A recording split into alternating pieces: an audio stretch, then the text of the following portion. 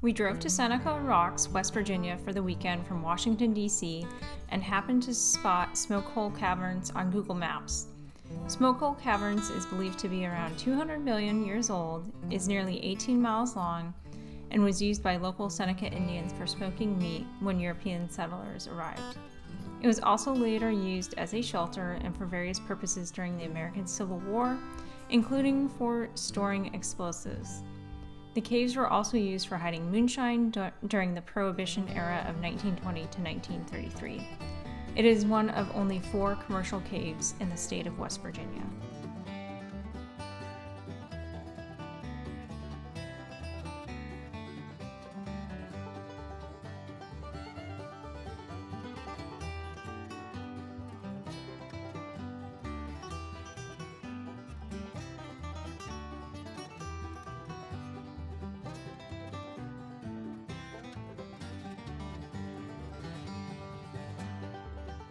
Smoke would rise and cure the meat. Early settlers saw the smoke exit the cave, and that's how we got our name smoke holes. Now the second group to use the cavern was the Union Confederate soldiers. This hole back behind me goes back about another 11 feet. We actually found a half-buried ammunition case back there. It was a place they used as dry storage and to hide their wounded. Then of course the third group to use the cavern was the West Virginia moonshiners. The X's on the jug stand for how strong the alcohol was and how many times it ran through the still. So 1X is normal moonshine, ranges about 80 to 100 proof, 2X is about 120 to 160 proof, and 3X is about 180 to 200 proof. And this is what we like to call white lightning. This is that you take a sip and it's like a lightning bolt.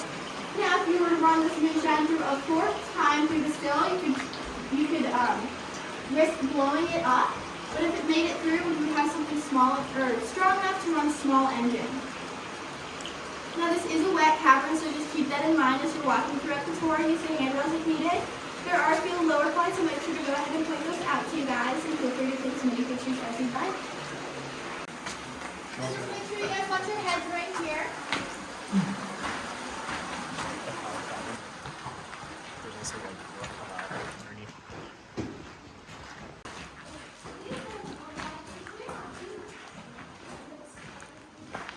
So this is our spillway where we get 4 to 6 inches of water. This starts to fill up. That water will then run out across the street into the river.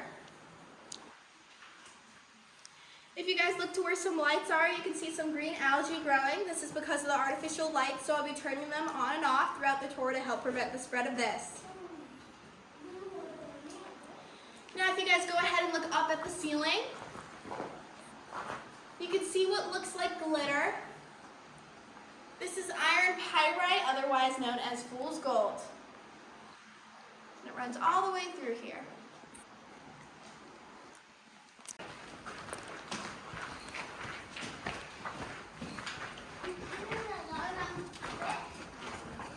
So this right here, this is what we like to call tall man's headache. So make sure you guys watch your heads and stay to the left.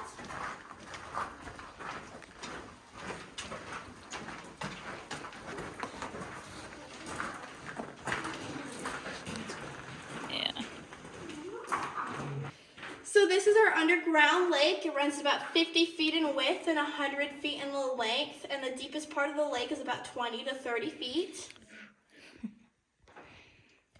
Now this lake is ectopic, so oxygen levels are too low for anything to survive in it. However, every once in a while we do get a little crawfish or a little salamander.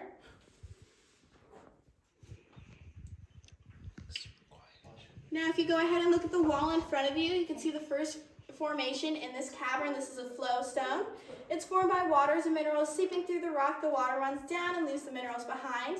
A cubic inch of growth is equal to 125 years. What's that? Yeah, that's water. So did they have people scuba dive in there to test to measure the depth? I'm sure they have, yes. Now this on the wall beside me, this is soapstone. You guys can go ahead and touch this if you'd like. It's used in a lot of things like makeup and chewing gum. And you can kind of feel that and how similar the textures are to each other. Now this may rub off on your fingers, but it should not stain any clothes. Yeah, it does. That's cool.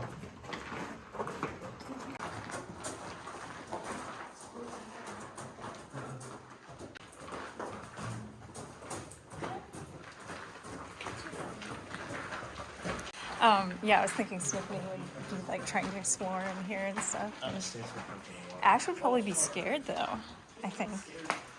Oh, this is cool. Yeah. We're going to go ahead and walk down in here and stop about right here for me. Okay. Waving his hand at us. He likes it when you guys go ahead and wave back at him.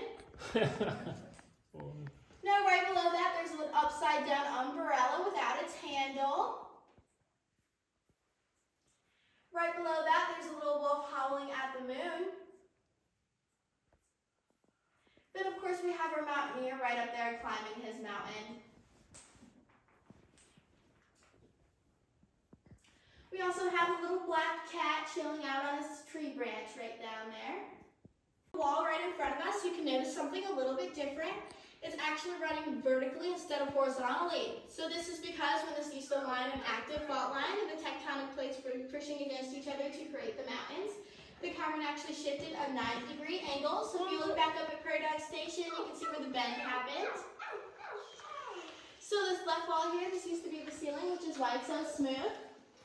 And if you guys take a step towards your left wall, look back at your right wall.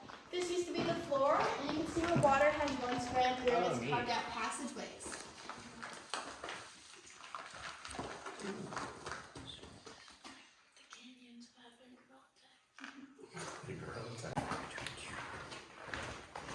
Now without Elijah Allen, this would have been the end of our tour today, but he believed that there was a bigger room to this cavern.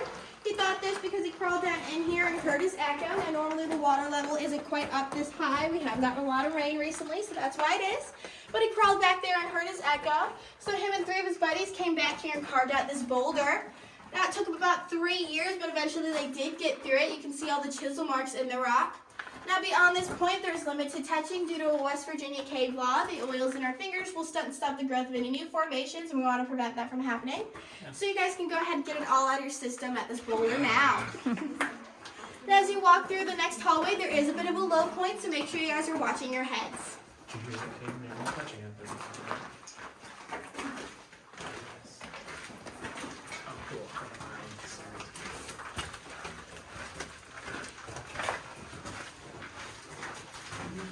Now this is actually the lowest point in our cavern at 3/4 of a mile below the surface of the New Creek Mountain. Now this is the first active room in our cavern. If you guys look at the ceiling, you'll see our soda straw stalactites. They're formed by waters and minerals seeping through the ceiling. The water drips down and leaves the minerals behind.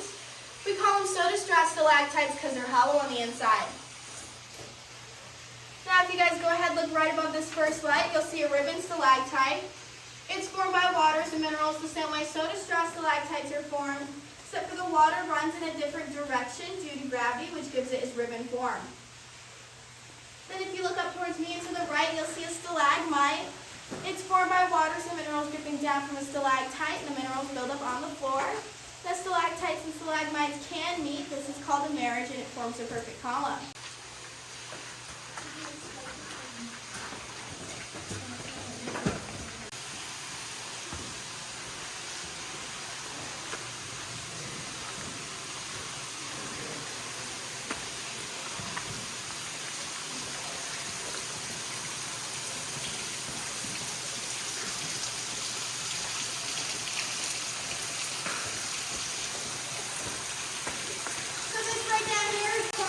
Hear this echo. It's possible to dig up that boulder. Now once again, you found a room we like to call the room of a million stalactites. Oh, wow. Now this is the tallest room in our cavern at 274 feet tall. This is the second tallest cavern east of the Mississippi. The first is Mammoth Cave in Kentucky.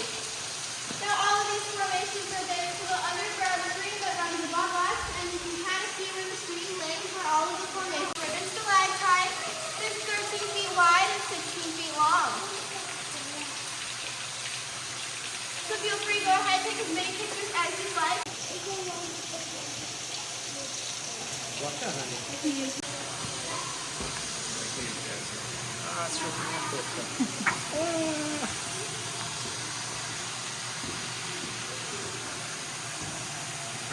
So this right here is our artesian well. It is no longer active. It stopped being active about 6 years ago.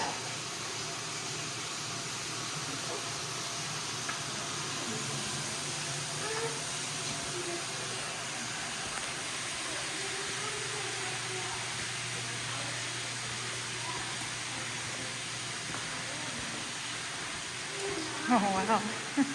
Oh, sweet.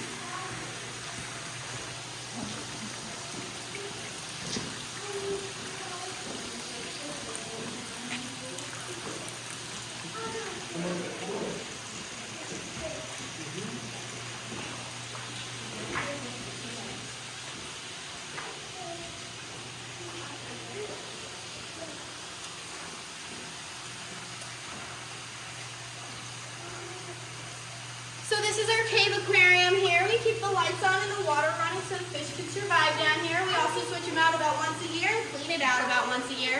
Now this is 6 to 7 feet down, and these are golden and rainbow trout.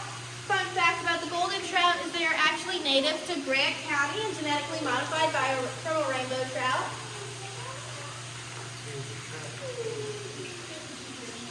Now if you guys look at the wall, you can see where the water line used to be in this area.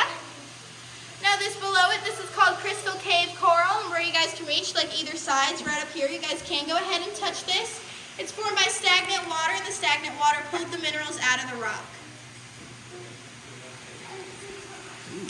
Then whenever you're ready, feel free to head your way up into this. But we feed them trout pellets every day. Oh, nice.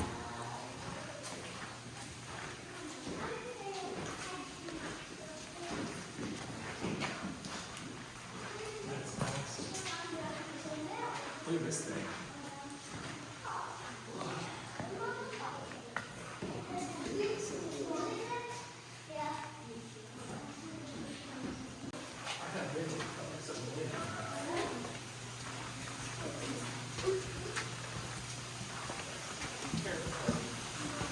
Oh, okay, I get it.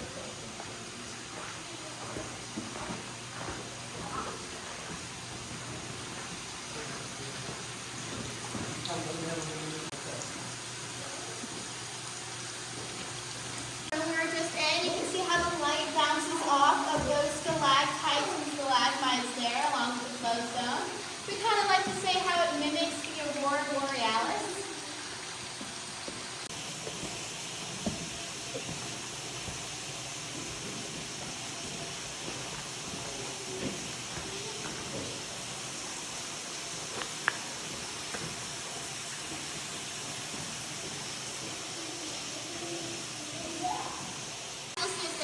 Turkey hanging.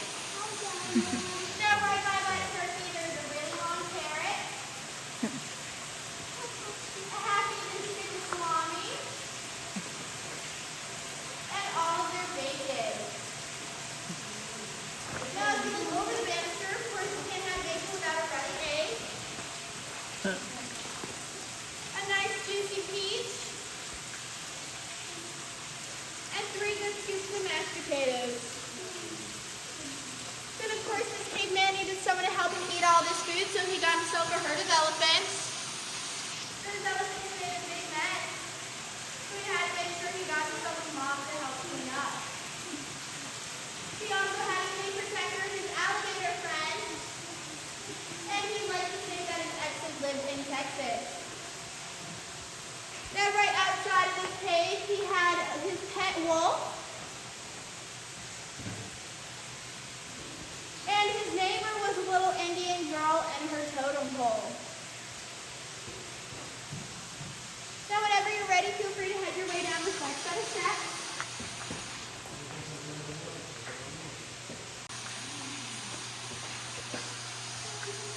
And his spears. Now all this talk of the caveman, you must be wondering what he looks like. We actually have his profile up on the wall here, so you can see his forehead, his eye, his nose, his mouth, and his stubbly chin. Now, does anyone want to try and guess this caveman's name? His name was Rocky, but his mother liked to call him hard-headed. So beyond this point, there's 2 sets of steep stairs. The second set is steeper than the first, so make sure you guys take your time, use the handrails. This one's right in the hole. Oh. I don't know, you should be able to see it from over there.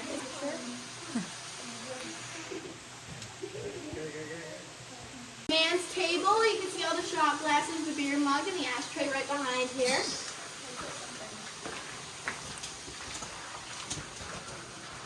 Oh, there we go.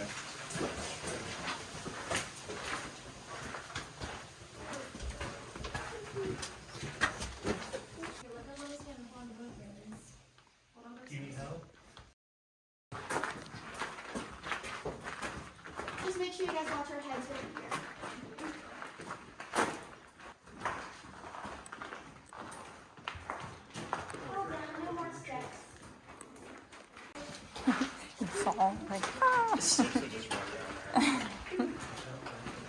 Ash would probably just be scared and just stay put. Now we're gonna go ahead and stop right about here for me. So one day, this kid named Don decided it was a good idea to steal his dad's moonshine. He decided the cavern was a good place to come and hide and drink some, so he did so. Now one day, he was sitting back here drinking his moonshine, and then he heard his dad running up the cavern looking for him, so Don decided to jump in these rocks. Now on the way, he spilled his white lightning. Don then thought he was safe from his father, but he was wrong. His dad went jumping in the rocks after him, so he had to go running up. Now, as he was running away from his father, he dropped and lost his glove. Now, Don kept running and running until eventually the mud got a little too thick for him, and he slipped, fell, and got stuck. Now, he tried to wiggle his way out of the mud, but only wiggled his way out of his pants, and was stuck there until the crack of dawn. Now, that is the tail end of my tour, folks, and the end of my jokes. I hope you guys enjoyed. Thank you. Thank you.